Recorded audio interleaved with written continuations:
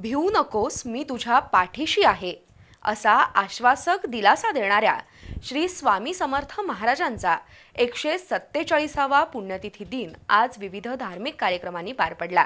या निमित्त शहरातील विविध स्वामी मंदिरात भक्तांनी गर्दी केली होती।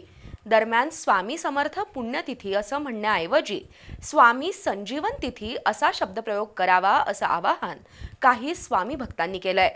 त्यामुळे भविष्यात स्वामी संजीवन तिथी हा शब्दप्रयोग रूढ होईल। श्री स्वामी समर्थ महाराजांचे जगभरात लाखो भक्तगण आहेत। श्री स्वामी समर्थ म्हणजे दत्तगुरूंचे तिसरे अवतार मानले जातात।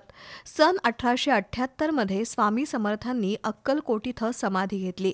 आज त्यांचा 147वा पुण्यतिथी दिन। या निमित्तानं ठिकठिकाणच्या स्वामी समर्थ मंदिरात धार्मिक कार्यक्रम झाले। संभाजीनगर इथल्या मगरमठीमध्ये असणाऱ्या श्री स्वामी समर्थ मंदिरात 37 डझन आंब्यांची आरास करण्यात आली होती। रोहन सुतार, कुणाल पाटील, सारंग पाटील, रवींद्र शिंदे, राजू एरवडेकर यांच्यासह अन्य स्वामी भक्तांनी दिवसभराचे धार्मिक कार्यक्रम यशस्वी केले। श्री क्षेत्र अक्कलकोटमध्येही आज स्वामींचा पुण्यतिथी दिन महोत्सव पार पडला। 13 एप्रिल पासूनच अक्कलकोटमध्ये विविध धार्मिक कार्यक्रमांचं आयोजन करण्यात आलं होतं। पंडित भीमसेन जोशी यांचे शिष्य पंडित माधव गुढी आणि भार्गवी कुलकर्णी यांनी आज स्वामी मंदिरात आपली गानसेवा अर्पण केली। पहाटेपासूनच हजारो भाविकांनी अक्कलकोट मंदिरात स्वामींच्या दर्शनासाठी रांग लावली होती। यावेळी अक्कलकोट संस्थानचे चेअरमन महेश इंगळे, आत्माराम घाटगे, उज्ज्वला सरदेसाई यांची उपस्थिती होती।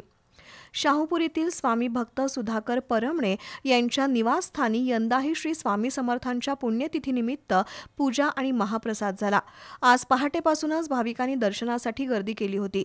स्वामींच्या भव्य प्रतिमेला पाना फुलांची आकर्षक सजावट करण्यात आली होती, तर स्वामींच्या प्रतिमेसमोर विविध प्रकारची फळे, मिठाईचा नैवेद्य ठेवण्यात आला होता। बाळ महाराज यांच्या पुढाकारातून झालेल्या कार्यक्रमात स्वामी समर्थांच्या नामाचा गजर झाला। डॉक्टर मोहन पाटील, सुधाकर परमणे यांच्या हस्ते आरती झाली। यावेळी पूजा परमणे, राजू कोठावळे, अमर कोठावळे, स्मिता कोठावळे, आरती कोठावळे यांच्यासह सुमारे 3000 भाविकांनी महाप्रसादाचा लाभ घेतला।